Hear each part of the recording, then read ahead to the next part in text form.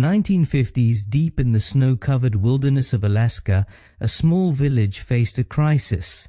A child was dangerously ill, and the only medicine that could save her was in Anchorage, hundreds of kilometers away. But a snowstorm had halted all commercial flights. The rules were clear: no flights in or out.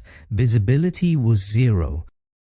Welcome to the Sebcast, where we turn our beloved stories on their heads, look at what history might have overlooked, discover anew, and grow together. This week we continue in Matthew 12:1-8, and I enjoyed Eugene Peterson's translation in the Message so much last week that we'll continue with his translation. One Sabbath, Jesus was strolling with his disciples through a field of ripe grain. Hungry, the disciples were picking and eating grain. Some Pharisees reported them to Jesus. "Your disciples are breaking the Sabbath rules." Jesus said, "Really?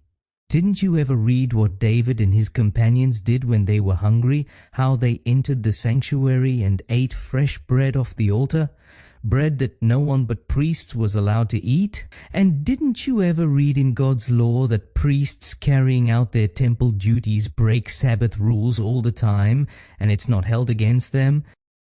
There is far more at stake here than religion. If you had any idea what this scripture meant, I prefer a flexible heart to an inflexible ritual, you wouldn't be nitpicking like this. The Son of Man is no lackey to the Sabbath, he's in charge. But one pilot, let's call him Charlie, ignored the rules. He loaded his small plane with the medicine, took off and flew blind through the snowstorm. He eventually landed on a frozen river. The medicine was delivered. The child survived. Charlie was reprimanded. He broke regulations, endangered equipment, and possibly even his own life. But the village? The village called him a hero. This is the tension at the heart of this episode. When do you break the rules to do the right thing? Now let's zoom back 2,000 years. The disciples ate heads of grain on the Sabbath. The Pharisees, the religious rule keepers, immediately shouted, "Violation!" But Jesus doesn't back down. He doesn't argue over technicalities. He throws a verbal punch. The Son of Man is no lackey to the Sabbath. He's in charge. It's vital that we don't water this down, because Jesus isn't asking for an exception. He's declaring authority. He's not saying, "I might bend the rules." He's saying, "I wrote them." The word lackey is brilliant. It conjures the image of someone powerless, subject to a system. But Jesus is not a servant of the Sabbath. The Sabbath, he says, serves him. It's actually an earthquake. Jesus doesn't just act as a rabbi, he embodies Israel's destiny.